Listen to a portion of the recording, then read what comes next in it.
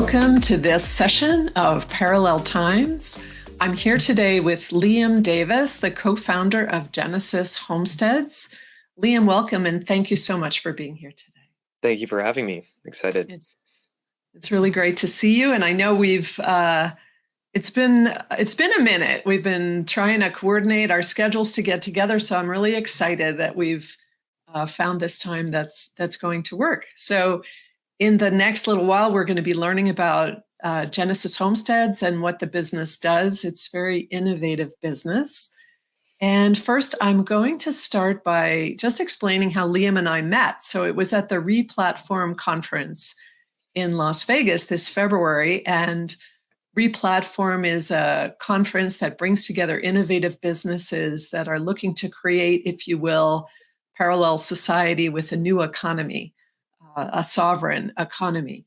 And so, Liam, just because that's where we started and where our communication started, can you tell me what made you decide to attend that conference and how that fits in with your business? I think it was seeing how many like-minded other businesses and companies were taking part in it. You talk a lot about the parallel economy, parallel culture, and seeing people that were aligned with the work that we're doing and wanting to basically communicate what we're doing to everybody, and then also see all the other panel speakers. And it was a really amazing event, made so many connections. Honestly, the value of it was connections for us and just networking with people. Yeah, totally. And Liam was a co-presenter, and that was when I learned about Genesis Homesteads, actually. So a little bit on why I'm interested in Genesis Homesteads. My partner, Chris, and I are now creating a homestead at the Operation Self-Reliance community in Utah. And so I went to speak with Liam about the possibility of him doing some consulting with us at our property. And actually, we will be working with Genesis Homesteads to get some input. And we'll talk as we go in terms of what Genesis Homesteads does, about what kind of input we will be getting. We're currently gathering our information so that Genesis can give us the best help, that that we can give them the most information to give us the best help. So why don't we start with you giving us an overview of what Genesis Homesteads is in terms of the type of work you do and who your clients typically are. And also, if you can tell us about your lovely co-founder and partner. Yeah, so Genesis Homesteads is a homestead design firm.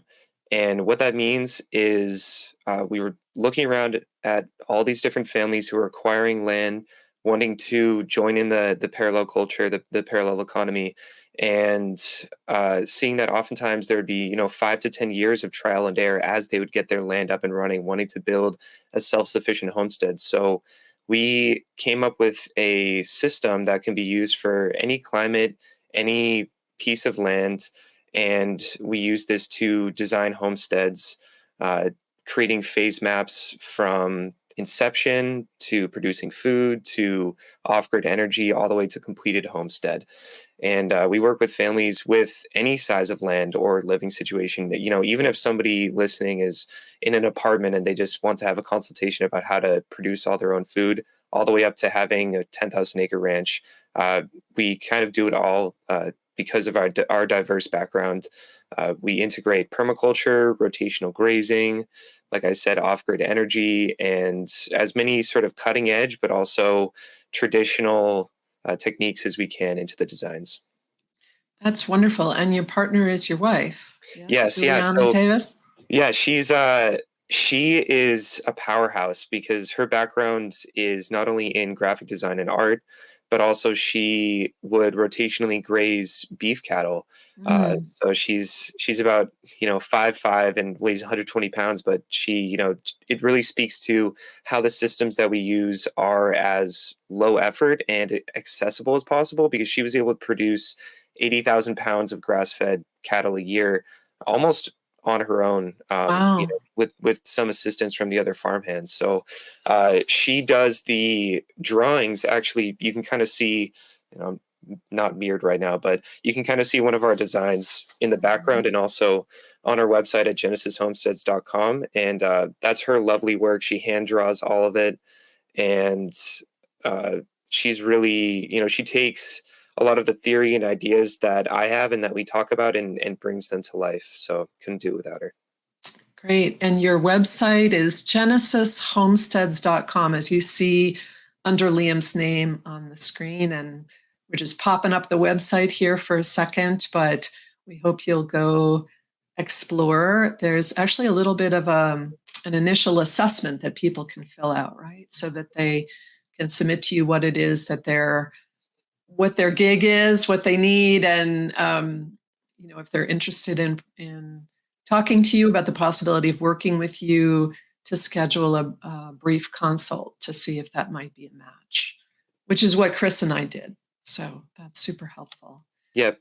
Yeah, that can definitely just speed things up a lot. And we try to have as many useful questions as we can in there. So that's great. So this is a funny question because, both you and I are working with this homestead concept now, and we're kind of living, eating, breathing homestead. But a lot of people have asked me, what do you mean by homestead? I really have no idea what you're talking about. So can you, we're in our modern culture, we've come so far away from that concept. Can you give us a little definition of what a homestead is?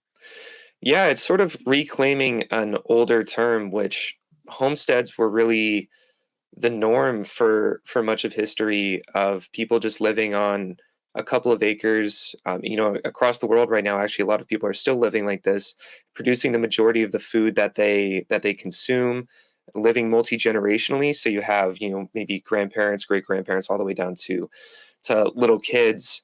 And I guess another term could be family compounds.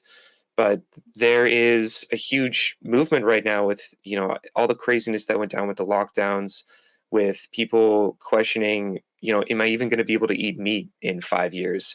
And we've kind of been given this dichotomy of, like, you can live in the city, or if you're affluent, you can live in the suburbs. But nature, that's sort of off limits, or that's crazy. If you're hardcore and you want to go be a Yellowstone rancher, maybe you could do that. But in reality, most people lived this way 150 years ago, just on a couple of acres with their family, producing their food and making it work in the day to day. And I think it's presented in media purposefully as sort of like a slog, or you're never going to be able to do anything else. You're never going to be able to make art or have a job where you do something else. But it takes a village. Like, we're meant to do these things together, which is also where my company comes in, and resources like Parallel Times as well, and everybody that's contributing to this movement, to be able to make homesteading accessible to people who are not necessarily coming from a farming background or coming from a homesteading background. So great, thank you. And I love what you said at the beginning, that this is scalable, that it doesn't mean you're going to go out and become a rancher full time as a business. And folks who listen to my work have heard me talking a lot about Brianne Burnson, who I am doing a live online course with. And Brianne raises all of the food. Well, she raises the food that she uses also to trade to get the rest of their food, but she raises 3,000 pounds of food a year on less than a tenth of an acre. And I had the opportunity to visit there in May, and it's just incredible. And she does that while she's homeschooling 6 kids. So she spends about 4 hours a week in the garden. That's it, something like 2 to 4. And she's got this incredible system while she's supporting her husband's surveying business. They're both surveyors, raising the 6 kids, doing the garden, and making a lot of their food products as well, their bread, their fermented products. So, yes, Brienne's a phenomenon, and it's also, people can do these things. It doesn't have to take up the whole life to raise the food. That's kind of a bill of goods that we've been sold. If you have a good system and a good design, that makes all the difference. So, before we get into what that means, a good design, and what Genesis Homesteads is doing to help create a good design, what's your background that led you into going into this work? I don't personally come from a farming background or even a landscape design background. Neither does my wife.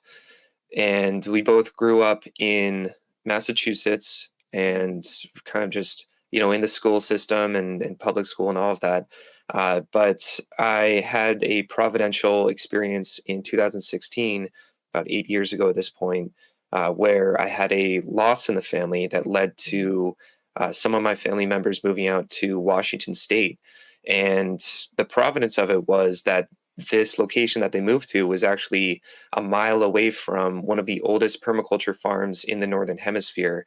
The people who live there actually learned directly from Bill Mollison, who is the creator of permaculture. And just quickly, permaculture is it's a little self-explanatory. It's a design system for how can you create a permanent culture, because right now in our culture, we're exhausting all of the soils. Birth rates are declining, cancer, chronic disease, it's increasing every single day. So it's how can we, instead of designing a system to be as extractive as possible or as manipulative as possible of energy, to create a system that is self-sustaining, truly sustainable, not just in a buzzword sense, a permanent culture. So I was able to go and live and study at that farm. It's a 10-acre homestead that supports 3 families. And like you said, you can produce all of this food on a tenth of an acre in such a small space. So it was amazing seeing 10 acres of every single little nook and cranny being maximized. And when I went onto that property, it was sort of like walking out of a dream, or like walking into reality. And I was like, I can't believe that there's this system that can produce all the food that we need and nobody's really aware of it. And I'm driving around and seeing all these soy fields, these corn fields, massive suburban housing developments going up, and I'm not really seeing this solution being implemented on a mass scale. There are some examples like village homes in Davis, California, some other housing developments and things like that. But that's really woke me up at the time and got me interested in fruit production, nut production, vegetable production, how to integrate every single aspect of food production and energy production into where you live and into that homestead setting.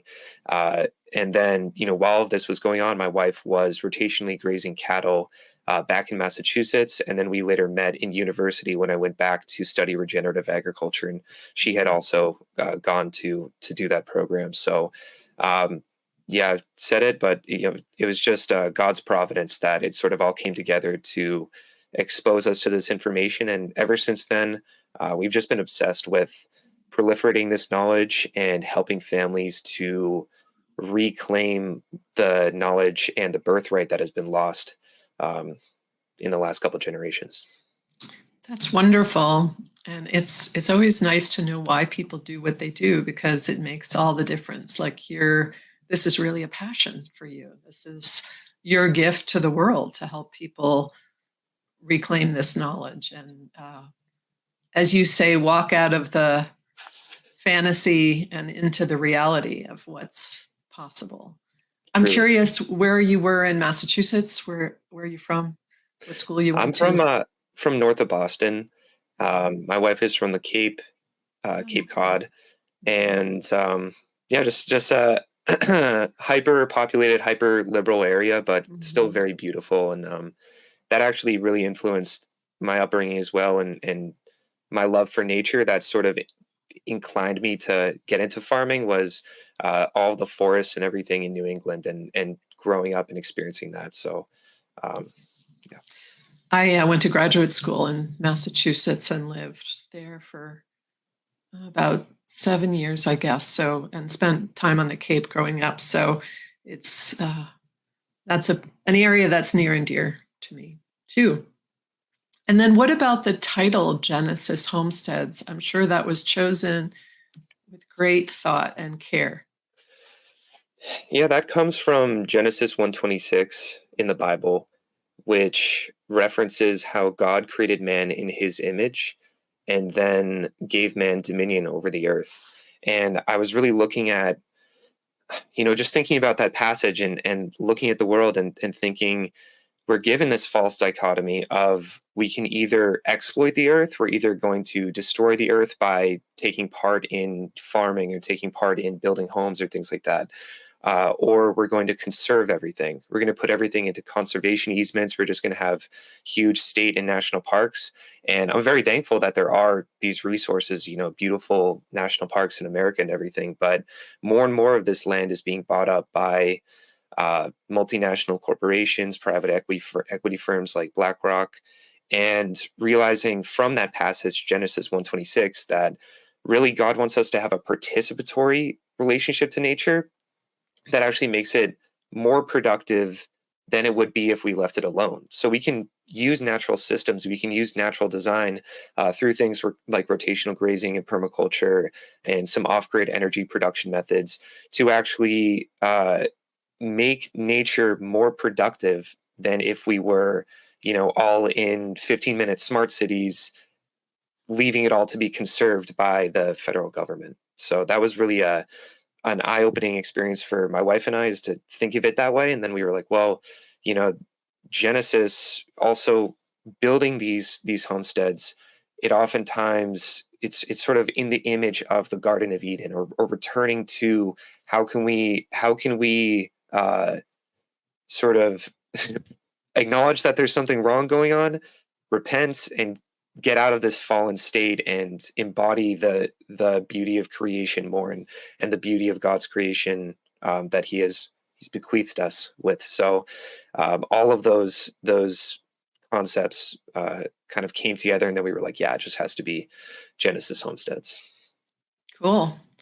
So I'm sure, we have folks with a lot of spiritual backgrounds watching this program, and certainly, Parallel Times honors everybody's choices and spiritual background. And personally, I'm coming to believe that the most real things, because there's a lot out there that's not real anymore, are whatever spirit, higher power, God, however you identify, nature, and the love that humans have amongst us. And those, for me, are the guiding lights. And that if we can connect more and more to nature, we can become more and more real again. Kind of like, it's suddenly reminding me of that old, I don't know if you knew this book growing up, but The Velveteen Rabbit, and the Velveteen Rabbit wants to become a real rabbit. And I think that, how can we become real creatures, real human beings? And part of that is about having our hands in the soil, whether it's a little pot of herbs that's sitting on your windowsill, or whether it's a 10,000 acre ranch, or, anywhere in between. That's part of how we become real again, like the Velveteen Rabbit. Yeah, I love that. Yeah. And from our faith background as Christians, it's how can we become more of in the image that God made us in? But this is accessible to everybody. We work with everybody from all backgrounds, and it's really having access to these eternal forces, beauty, love, truth, integrity, these things that are really under attack from the powers that be, I guess I could say. So like you said, it's a life's work, and it's truly a blessing to be able to help people really empower themselves with this information, and to see people have access to this flourishing that really is a birthright as humans. Great, thank you.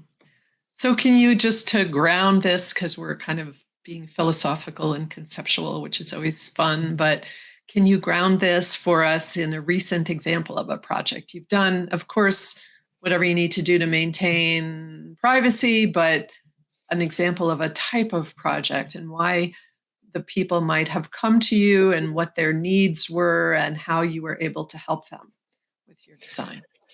Yeah, many of the parcels that are available nowadays as land becomes more and more of sort of just it becomes more and more valuable every day, more of a valuable resource.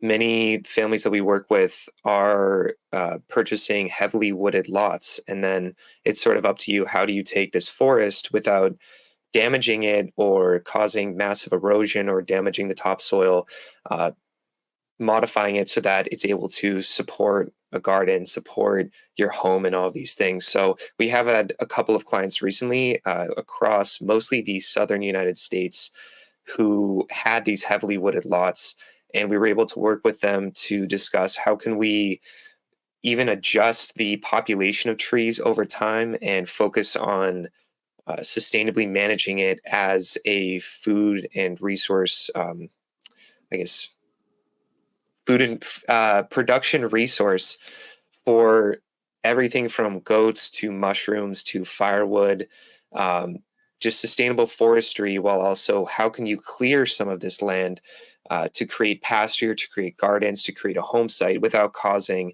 that erosion that we often associate with removing trees. So that's been a really great kind of aspect of some recent projects, because before we were mainly focused in Texas for a couple of months, and it was just a lot of pasture and a lot of already cleared land. And so it was just a great design challenge to work with. And you're based in Texas, correct? We're actually in the process of re-moving back to New England to be Oh, closer to wow. family. Yeah. So that's actually been very exciting too, because it's really in our bones, the beautiful autumns and everything here, and the climate and everything. So we're excited for this next chapter, but we also have great love for Texas, and we were in East Texas in the Piney Woods, and it was beautiful there as well. Mm-hmm. It's funny that you mentioned about people having land and needing to manage their trees, because just, I don't know what it was, less 16 hours ago, I was talking to a friend who has a small farm up in Canada, actually, and they had to take out a number of trees for fire protection and other protection. There's always this thing about managing the trees that are near the home so that they don't jeopardize the home. And then they took out the trees, and now they've got an erosion management issue and making sure that the foundation doesn't get damaged now with water moving through that didn't before the tree roots, when the tree roots were there. So it's interesting that I mean, where I'm going, which is Operation Self-Reliance, we have no trees, which is funny because I'm a tree lover. I hope we will soon have trees. I mean, people have planted some fruit trees now, but I would imagine it runs the gamut from helping people who have homesteads in the high desert to helping people that have homesteads in areas that are highly forested, and the whole end of the spectrum that has to do with creating that permaculture environment where the people and the plants and the animals can peacefully coexist in harmony for long or into perpetuity in a safe way. So it sounds like you work with all of that with Genesis Homesteads. Yeah, we've worked as far south as Florida, actually, and as far north as Montana, across that wide range of ecosystems, bioregions, and there's an element of, okay, well, we're working with too much heat, too much humidity, too much water, too many trees, to then going to, well, now how do we fit food production into maybe a 4-month window on a lot that has no trees at all, and capturing some of that water and utilizing as much as we can. So it's definitely a blast, being American with such a wide variety of climates across America. So.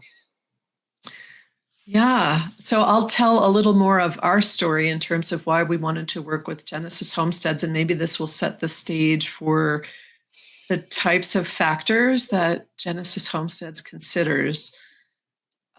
So for those who haven't heard what we're doing, Operation Self-Reliance is kind of in the middle of nowhere in Utah, or at least the first location. There's a second location that's being planned for Arizona, and there will be additional locations later.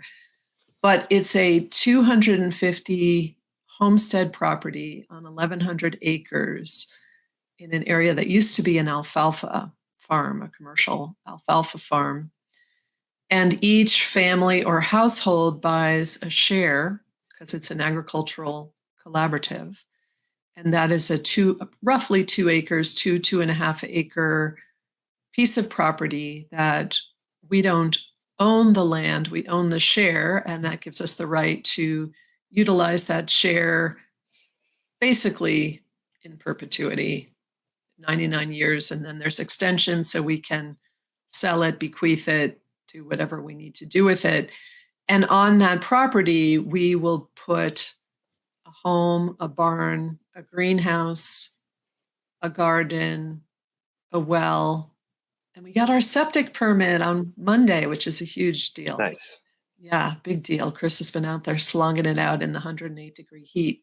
So, and that environment runs the gamut from very hot and very dry in the summer to very cold and very snowy in the winter. And so the goal of Operation Self-Reliance, as the name implies, is that we become self-sufficient as a community with interaction with other communities, but that we are raising a majority of our food, and also that we have some cottage industry that relates to our small mini ranching that we're doing that we can sell within our community and also sell to the broader community, which would be the closest town, Nephi, or Salt Lake City even. And so Chris and I wanted to work with Genesis Homesteads to make sure that we were considering everything that should be considered. Like, given the fact that we are not going to be full-time ranchers because we have other things we do, how can we produce a crop that's going to be saleable in that economic environment, with the distance we have to go, with the time that we have, with the microclimate factors that are there, the winds that are there? How can we design our buildings to optimize the use of our natural elements and minimize the possible damage of our natural elements, and do all that in a contextually appropriate, time appropriate way that respects the environment and also maximizes what we want to eat. So we wanted to work with Genesis Homesteads to make sure that we weren't forgetting anything, including the zoning, the regulations. I'm just looking at my little list, all the microclimate factors: size, soil, sun, rain, wind, temperatures. So those are some of the factors we're looking at. So kind of maybe building on that example, can you talk, Liam, of all the different kinds of factors that you consider when you're consulting? Definitely. And it really is an amazing project that y'all are doing out in Utah. And at the same time, kind of as you go over it, it really shows all of the particulars that are there as you're developing the homestead and as you're looking at, this huge undertaking that's ahead of you. It's sort of, how do you prioritize and how do you do things in steps so that what you do, 3 years down the road doesn't cause you to have to take out what you did in the first month or damage that overall vision that you're really going for. So when we're designing a homestead or doing a consultation, what we do first is look at the most permanent factors in the landscape. So that is the environmental factors like rainfall, what is the shape of the land. These are things that are very difficult to modify, but if you put the systems in place to utilize the sun, the wind, the rainfall, the natural shape of the land right away, that can have incredibly positive ramifications, pretty much perpetually going into the future, 5-10 years from now, all the way generations down the road. Because alternatively, if we look at, let's say we purchased 100 acres and just made it a cornfield, you're taking out all of the natural ecosystems, including the tree roots and the topsoil and everything that's holding that water in place. So alternatively, when we're looking at a homestead, water is obviously so important because water gives life. So we're looking at how do we put in sort of as little change as possible, but with the greatest effect. Ponds, what's called key line design, swales, fruit trees, nut trees on contour to build soil and to capture the water as it runs off the land over the contour of the land, allow it to sink more effectively into the land and reach roots more deeply, which definitely in the instance of the high desert, uh, it's crucial to do that because a desert will actually get enough rain to sustain life, but the issue is that it's a hard pan usually, or just completely compacted soil where the water is quickly running off or it's passing immediately through the soil. So it's really how do we capture that water in place, and then from there we start looking at how do we position the house, how do we position gardens, et cetera, to take advantage of little microclimates from the sunlight, from the wind, et cetera, all the way down, going from the scale of permanence from these environmental factors all the way down to the home, the driveway, and then the least permanent actually being the soil because of how fragile the bacterial life is in the soil. So when we take care of these higher order things, the lower order things are able to fall into place more effectively. I hope that made sense. So Yeah, I'm eating it up with a stick and a spoon. And I'm not I don't want to say I'm not a student of permaculture. I don't have formal training in permaculture, but I actually co-wrote a book called The Home Farming Revolution for Drylands with a person who is an expert in permaculture. And I was like, again, I think from childhood about the stories of the city mouse and the country mouse. I was like the city mouse that the country mouse was teaching. And so I learned a bunch of permaculture concepts from her, and in the process of writing that book for somebody who knows nothing like I did. So one of the principles I understand of permaculture is really being on the land and observing what happens on that piece of land before you start imposing your ideas on it. And so it's ironic, but I keep deferring with Liam and saying, soon we'll start working, because I want to actually be out there more before and get data. Chris is out there now, has been, as I mentioned, putting in our septic system, and he's finding things from the neighbors like, well, the neighbors that positioned the greenhouse in this way have been successful because the winds that move through from the southeast and the northwest have created natural ventilation through the greenhouse, and they've had less bug problems in the greenhouse. Whereas the people who positioned their greenhouse in this way have had all these bug infestation problems because they're not utilizing the natural flow of the winds.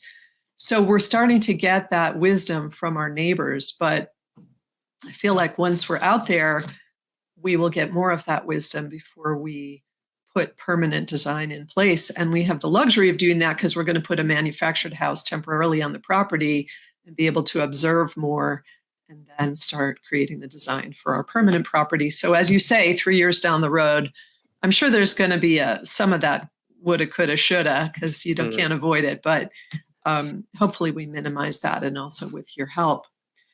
So we've talked about this a little bit already, but is there anything more you want to say about why you think this work is so important at this time in the United States? yeah, absolutely. And I spoke a little bit on it earlier about the importance of things like beauty and love and also land being purchased by these multinational corporations. But it really comes down to preparing the world for future generations, for people to live in sovereignty, in connection to their birthright, which is to be human and to nurture your soul and to nurture your family and all of that. And a huge component of that is eating a pesticide GMO free diet away from 5, 6, 7, 8G towers in the city. And it's especially true now that the UN and other organizations are starting to crack down on meat consumption, et cetera, et cetera. I love cold showers for the health benefits, but maybe there will come a time where we're compelled to have to take cold showers, and it's really getting back to the land, but then also going into it with these modern understandings and sensibilities about new technologies that exist, so that we don't have to live completely without. We can still have hot water and warmth and use technology sensibly, but we don't have to sacrifice our humanity in doing so. And so I think the time is now. There's a saying that the best time to plant a fruit tree was 20 years ago. The next best time is today. And land is only going to become more scarce, and freedoms will only be more infringed upon as things kind of come to a head and accelerate. So we think that this is incredibly important work that everybody is doing, and we just feel once again blessed to be a part of it. Thank you. And how do you think that creating, excuse me, a mini ranch or a homestead helps people leave the matrix or create parallel society as you conceive of it or you understand it? Yeah, you kind of actually touched on it a little bit earlier when we were talking about the elements of the design, talking about how you were, one, going onto the land and observing it, and then two, communicating with your neighbors and seeing what had they observed, what were they aware of, and you're creating this system where you're transacting between each other information, food, other resources like medicine. And if we think about literally the movie The Matrix, it's our energies being harvested by something that is not human, that is actually sort of a technological force run amok. From a Christian perspective, I could call it the Antichrist. Just the darkness, basically. So it's taking our energy back from that system of being harvested on a grid. And this is why, off grid really goes hand in hand with the homesteading, is because getting off that grid and creating a parallel grid, a divergent grid economy where it's people who have the culture that, we as human beings want to uphold, as opposed to being beholden to this AI, sort of unconscious consumption lifestyle. So, yeah, I think that about covers it. So That's great. Thank you very much. That ties a lot together on a lot of different levels. So appreciate your insight.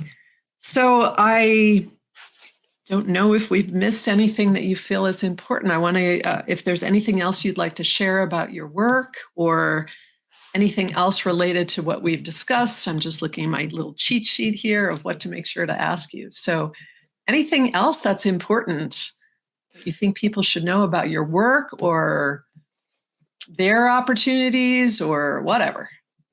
let's see. I think we covered most of my notes as well. And if anyone is interested in a free intro call just to talk back and forth about your situation, feel free to visit our website, genesishomesteads.com, and you can fill out that form and we'll be in touch quickly.